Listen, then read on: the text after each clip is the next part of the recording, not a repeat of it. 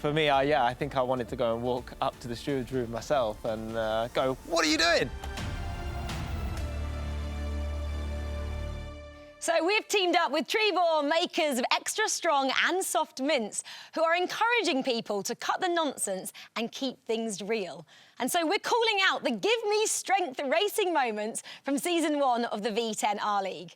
A season review with no holds barred from our honest experts, they're very honest, Nick Hamilton and Ben Daly. These are the moments that made us and all of you sim and motorsport fans at home shout things like, "Just let them race," or "Give them some more room," or "That's just super unlucky" at your TV screens. So, topic 1 today, we're talking about track limits. The most frustrating thing as a driver, I imagine. I'm talking about your experience over here. But Ben, I'm going to come to you first and talk about, I guess, when you get the penalty for exceeding track limits, how frustrating is that? It's so frustrating because it can completely ruin your race, especially in a format like this when the races are so short. But you're trying to push your limits, you're trying to go as fast as you can. Every racing driver, real or virtual, will always push those limits to go as fast as they can. And when you overstep that marker, just by even like a millimetre or so, it can completely ruin your race. So it's incredibly frustrating. Yeah, describe the Brands Hatch circuit, though. Is it super fast? For people who don't know what the circuit is actually like. Yeah, I mean, it's got a bit of everything. Yeah. Turn 1 is really interesting. It's got compression at the bottom, goes downhill, then rises back up. You know, you've got hairpin, slow speed. Then you've got fast right-handers, and then also blind corners, which have got, like, bumpy mid-corner and exits. Fordzilla found that in particular, didn't they? That, I guess, this circuit has it all because they're up against Porsche and they could have actually won this round, but instead they lost out because of track limits in the relay race and the team race, which kind of set Porsche up to win the championship in the end, didn't it, Ben? Yeah, it certainly did. It gave them the early ascendancy that they needed. Fordzilla were under pressure.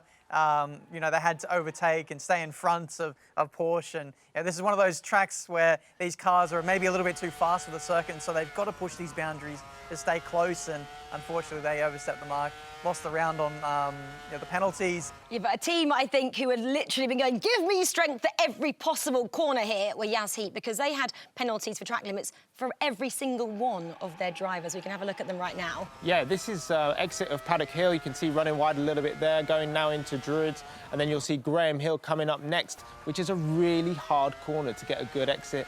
And then this is now the fast right-handers. You can see it's blind on the way in, blind on the way out almost. So really, really easy to get track limits, Ben. Yeah, that's the part of the circuit where I really sympathise with the drivers, because you're turning in without even seeing the corner at such high speed. You're kind of just guessing in a way. It's so tough to avoid it there. And what are you like then when you're racing in your room at home as a sim racer? Are you kind of like, "Give me strength," and you exceed the limits, or are you quite calm, cool and collected?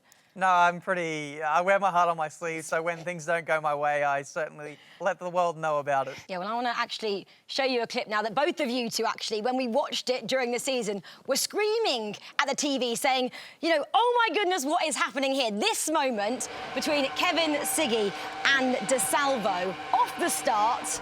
Guys, talk us through this.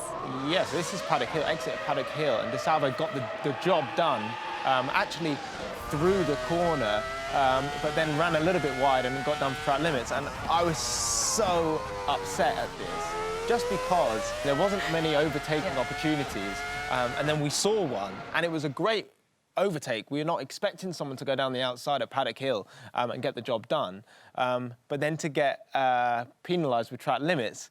For me, yeah, I think I wanted to go and walk up to the steward's room myself and go, "What are you doing?"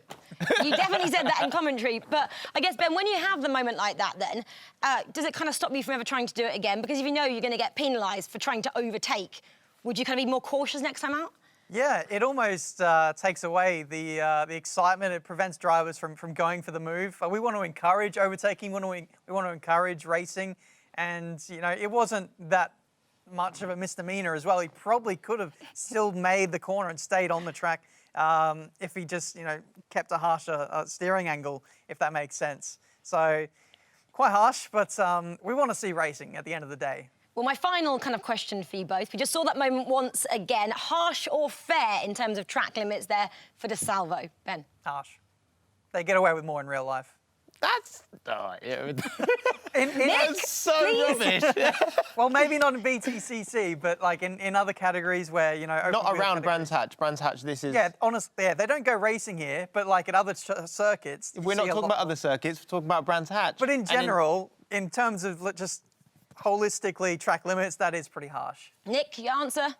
is definitely fair in Brands Hatch scenarios, and maybe Ben is right in other circuits. Give me strength. He's being greedy. Ben's got an answer. That's what I have to work with. Anyway, it was certainly a hot atmosphere in the commentary box. These guys are not afraid to call things out, that's for sure. Anyway, thanks, guys. And next time, we'll be discussing that give me strength feeling that all drivers get when they themselves have pushed the limit too far and make a mistake.